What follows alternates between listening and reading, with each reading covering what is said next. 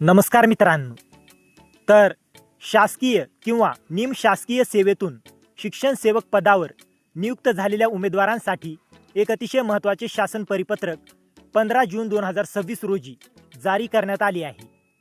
अनेक शिक्षक आणि कर्मचारी यांना सेवा जोड आणि वेतन संरक्षण मिळणार की नाही याबाबत संभ्रम होता. आता शासनाने यावर सविस्तर स्पष्टीकरण दिले आहे. तर आजच्या व्हिडिओमध्ये आपण या परिपत्रकातील सर्व महत्त्वाच्या बाबी सोप्या भाषेत समजून घेणार आहोत. तर 18 फेब्रुवारी 2026 रोजी शासनाने एक महत्त्वाचा निर्णय घेतला होता. त्या निर्णयानुसार शासकीय किंवा निमशासकीय सेवेतून शिक्षण सेवक पदावर नियुक्त झालेल्या उमेदवारांना सेवा जोड आणि वेतन संरक्षण देण्याची तरतूद करण्यात आली होती.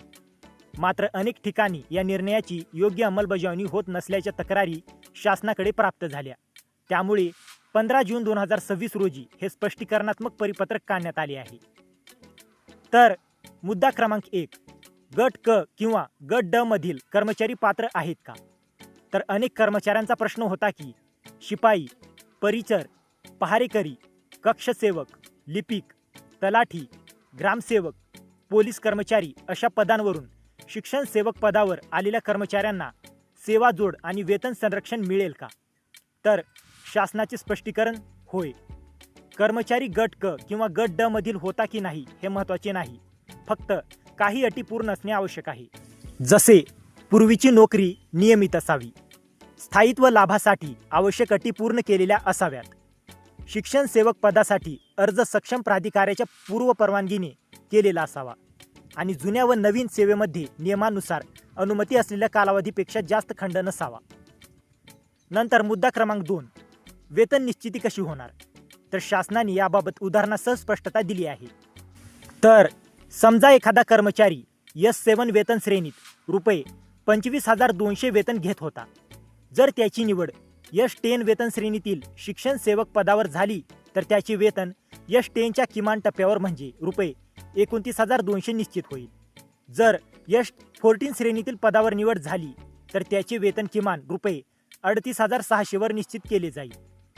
तर आणखी एक उदाहरण, जसे जर कर्मचारी S7 मध्ये रुपये 30,200 वेतन घेत असेल आणि S10 मध्ये निवड झाला तर त्याचे वेतन पुढील उच्च टप्प्यावर म्हणजे रुपये 31,000 निश्चित होईल. याचा अर्थ कोणत्याही परिस्थितीत कर्मचाऱ्याचे वेतन कमी होणार नाही.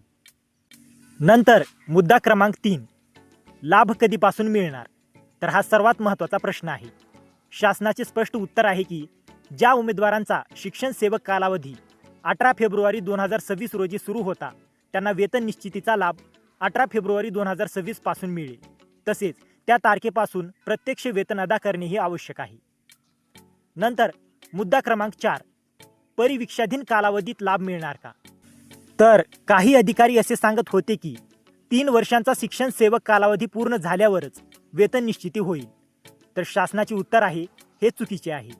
शिक्षण सेवक किंवा परिवीक्षाधीन कालावधीमध्येच वेतन संरक्षण आणि वेतन निश्चितीचे लाभ देणे बंधनकारक आहे. 3 वर्षे पूर्ण होण्याची वाट पाहण्याची आवश्यकता नाही.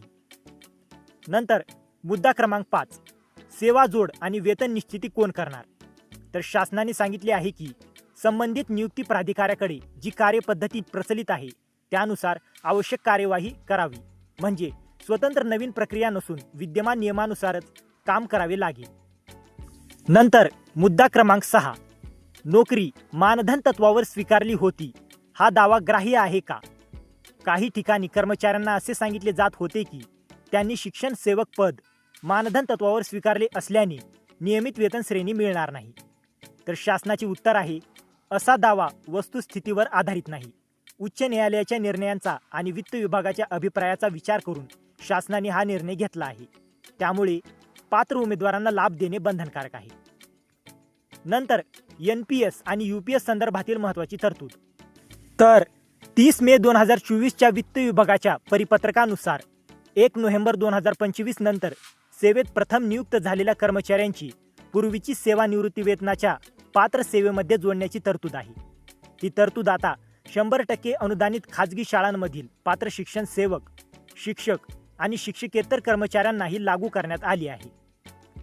नंतर अधिकाऱ्यांसाठी शासनाचा इशारा. तर शासनाने स्पष्टपणे म्हटले आहे की पात्र उमेदवारांना वेतन संरक्षणाचा लाभ न देणे अयोग्य आहे.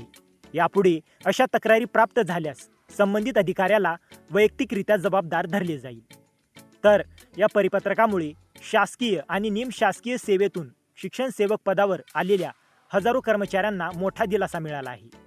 सेवा जोड मिळणार, वेतन संरक्षण मिळणार, परिवीक्षाधीन कालावधीतच लाभ मिळणार, गट क आणि गट ड कर्मचाऱ्यांनाही लाभ मिळणार आणि पात्र कर्मचाऱ्यांना लाभ नाकारता येणार नाही. तर मित्रांनो, जर तुम्हाला या GRची PDF हवी असेल तर डिस्क्रिप्शनमध्ये आपल्या टेलिग्राम चॅनेलची लिंक दिलेली आहे. तिथे जाऊन तुम्ही या GRची PDF घेऊ शकता. आणि हा व्हिडिओ उपयुक्त वाटला असेल तर व्हिडिओला लाईक करा, शेअर करा आणि अशाच महत्त्वाच्या GR अपडेटसाठी आपल्या चॅनलला सबस्क्राईब करा.